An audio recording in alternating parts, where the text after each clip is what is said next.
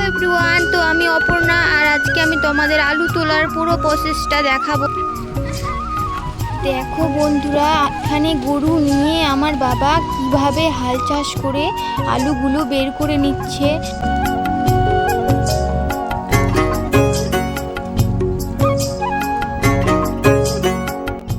দেখো এখানে আমরা আলুগুলো কুড়িয়ে নিচ্ছি। আর দেখো বন্ধুরা, এটা আমি কি পেলাম, একটা লাভ সাইজের আলু।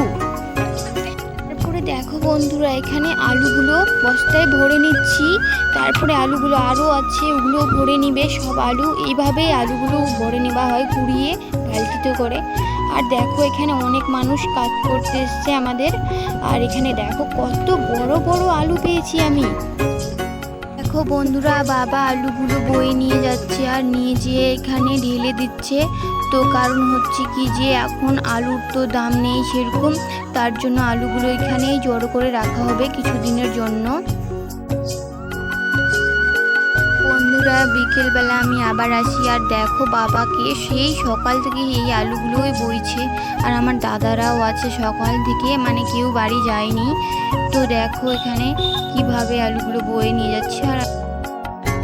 আর দেখো বন্ধুরা, এখানে আমিও বাবার মতো আলু বয়ে নিয়ে যাবার চেষ্টা করছি, কিন্তু আমার তো আর বাবার মতো শক্তি নেই।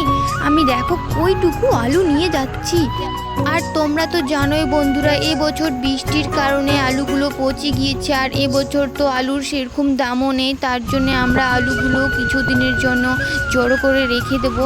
তো পরে দাম হলে সেটা বিক্রি করা হবে। তো ভিডিওটা এই পর্যন্তই।